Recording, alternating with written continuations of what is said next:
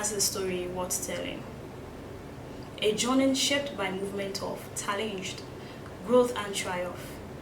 This is Tell Your Story, here on Maya Multimedia, and I am your host, Naomi Fatima Sadabo. In studio, we are honored to have Mr. Samuel Koroma, the Regional Manager of the Northwest Region at Planned Parenthood Association, Sierra Leone. Thank you for joining us, Mr. Samuel Koroma. It's my pleasure having me. Let's know a bit about who is Mr. Samuel Koroma. Thank you very much for the opportunity and for having me. I am Samuel Koroma, currently the Regional Manager of the Planned Parenthood Association of Sierra Leone. I was born in Freetown, the last among 4 children. I attended primary school in Freetown, that is the Grace Brethren Primary School, and later proceeded to the Prince of Wales, where I sat my Becker and WAS examinations. I'm an advocate for over 15 years. Recently, we celebrated my 20 years in advocacy. My journey on life started as a volunteer at Yakan, PPASL, and now a staff at the Planned Parenthood Association of Sierra Leone, PPASL. Brought you to PPASL? Well, I think my passion in serving humanity.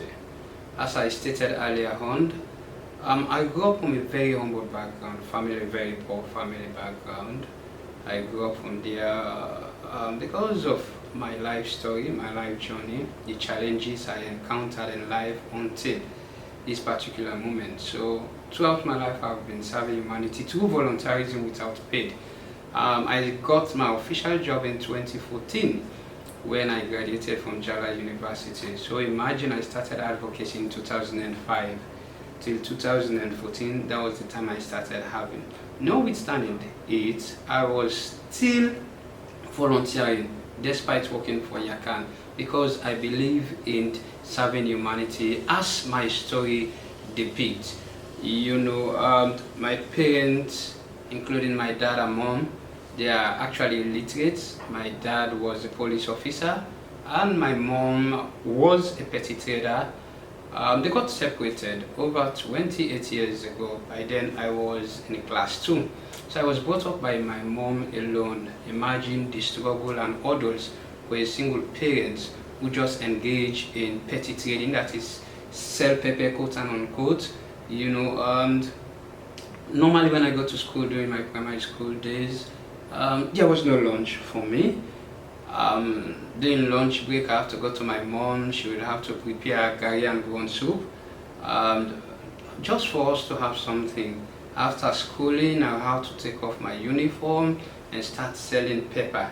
From there, late in the evening, I have to come back home. So this was how my life was during my primary school era, not until I went to secondary school.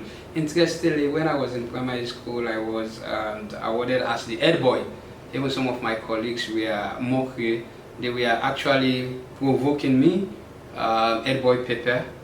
That was how I was called during my primary school. 3 or 4 sats for the Prince of Wales. I was the only one who actually succeeded to attend Prince of Wales. So that was how my journey has been. So because of that, there was a time I had a deep reflection and said, I've been through this kind of rigorous life journey. So what am I going to do to contribute to the lives of other people, you know?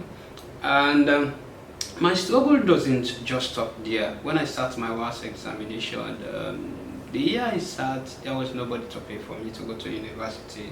So I have to sat for a whole year without doing anything, while some of my colleagues, some I even had better results than them, but because they actually have people who were able to pay for them, while some it to no avail. So I have to start back, you know, and I have to wait for a whole year. Went into the university, and my auntie was supporting me lately, and proceeded to year 2. Then all my support got lost.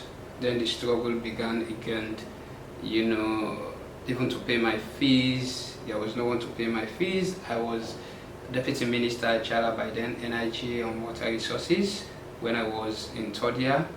When I was in final year as well, I was the spokesman on presidential affairs for Jala University Board campus. During those days.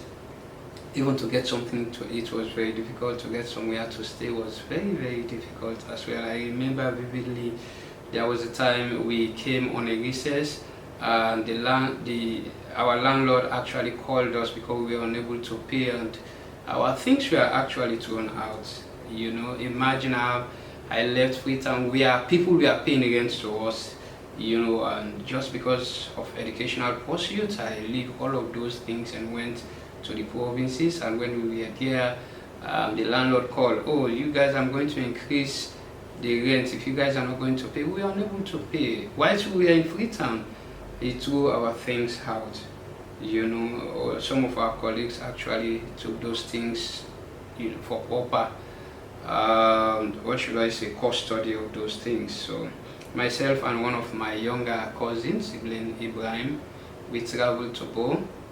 On our way going, imagine we don't have anywhere to stay. A friend of ours we called, he promised that he's going to accommodate us for that particular night. So we are communicating whilst on our way going. When we went there, close to Bo, we called him. That guy didn't pick up his phone.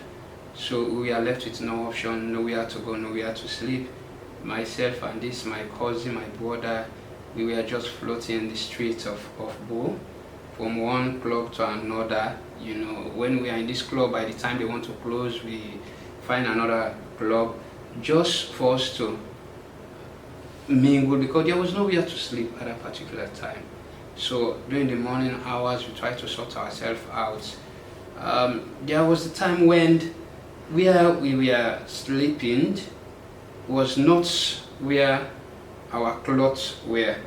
So we have to sleep in Old Town, then we come all the way to Tuama, where our properties, including our cloth, were kept by some of our friends. We have to go and change. So this was how it was for us, including me sitting here, but all praise be to God. The regional manager, what does your day-to-day work involve? Well, as I said, I started as a volunteer at PPASL since 2007. You know, I started as an ordinary member, later I became the Secretary General for Western Area and National Secretary General of the Youth Action Movement Sierra Leone. Later I became the Youth Officer, later promoted to the Youth and Communication Officer, and now as the Regional Manager Northwest. And basically is to coordinate activities and programs that has to do with the operation of PPASL in the North and Western region, and also to oversee the clinics, especially the one at Wesley Street, to ensure I provide technical support to the staff there, ensure the operation goes on smoothly, to write projects, to engage in advocacy programs, attend seminars. You know, my work actually is never ending because I'm a very, very versatile mind. So I can, my supervisor, my boss can actually assign or give me any task to perform, which I'm always prepared and ready to perform. Can you tell us the challenges you are faced with, most especially you working in the Northwest? Well, challenges for me, I consider them to be opportunities, you know, because challenges is inevitable. Because if you don't have challenges, you won't have success. It's only when you overcome your challenges you have a success. I think firstly, mobility, that is moving from Freetown. You have to travel to Port Loko, Lonsag, Kabbalah, where we have our regional offices. So some of those areas, they are being manned or run by volunteers. So, and also in Western area, we only have our SRH clinic. We are trying to have the youth-friendly facilities to ensure that we have young people in our midst. And you know, dealing with people, especially our service, SRH service and SRH clinic, people have different personalities, different things. And as a leader, you should know how you're going to navigate yourself. Imagine supervising close to 15 or 20 staff and 10 or 15 volunteers, including doctors, how difficult it is. At the same time, you have to take into consideration the patient or clients that actually visited our facilities, because for us, we actually prioritize our clients that comes to our office. So you have to deal with different people, including staff and volunteers and our clients coming from different backgrounds with different attitude. There are some they will come, they will comport themselves. There are some they have attitude, but you just have to ensure that you are above sea level to ensure that you stabilize the whole thing. Let's go for a short break. We will be right back after the break.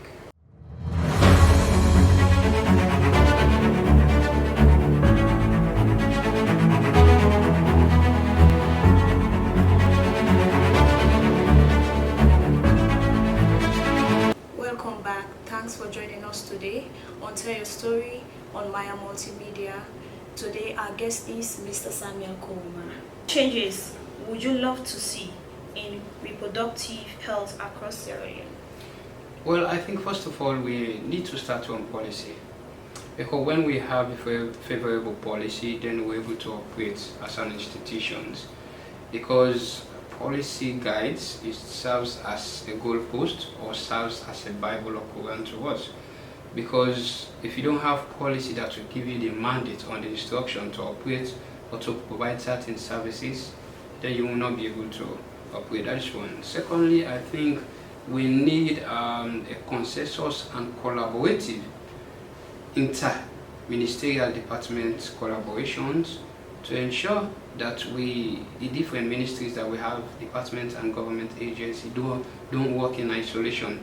Let us see how we can collaborate as partners. And we also envisaging private government partnership. We want to see more private sector into the reproductive health arena, because if we have all of these people, I think the theme of stocking, the theme of the people not having access to quality services and all of those things will be the theme of the past. And we also want to see government invest huge into the health sector, because government made a commitment, the Abuja declaration, that they will give 15% of the government's annual budget to the health sector. That has not been fulfilled. I think if we have 15% of the government annual budget to the health sector, we're able to address the issue of insufficient staff, we're able to address the issue of stock out in terms of commodities, we're able to address the issue of not having a conducive health facilities for people living in Sierra Leone. What advice will you give to young people who want to serve their communities? Well, I think life itself, it's a risk and it's all about sacrifice. Nowadays, young people, they have the microwave mentality, meaning they don't want to sacrifice, they don't want to volunteer, they want it now. So I want to encourage them, and I want to tell them, as I used to engage my young people, that the future is not a destination, it is a journey. So whatever they are doing today will definitely have ripple effect on them. I just narrated my story, how I started in 2005, started as a volunteer, came at PPASL again as a volunteer, and today look at where I am, which I believe and I know vividly that God has bigger plan for me. So I just don't wake up one morning for me to be the regional manager. No, I struggle, and struggle is inevitable. I've explained my academic journey, I've explained some of the hurdles and rigorous things that I've passed through in life. So I also want to encourage them for them not to give up, let them have faith and believe in what they are doing, and they should not be distracted. Alcoholism, drug, is not a remedy to whatever they are going through. Even me sitting here, I have a lot of things that I'm going through, but because I believe in God, and because I believe in my dreams, and because I have hope, that's why I'm not giving up. Because the future is not a destination, but a journey. What keeps you going? I think, first of all, my faith. My faith is one thing that is keeping me going, because I believe in the promises of God. He said, my promises for you are of good and not of evil. So that's one thing that's keeping me going. And also it's for me to change my story. It's nice when you tell your story and your situation change, But you cannot tell your story and you continually live in that vicious circle. So now today I'm talking about how I struggle to pay fees, how I struggle to pay my university fees. We are now, I've been helping people, even though there was nobody there to help by then, but now I'm a helping hand to people. So when I imagine my past, it inspires me, and also my kids, my family, they keep me going, and above all, the young people in Sierra Leone and Sierra Leone, because we want to make a difference in this country.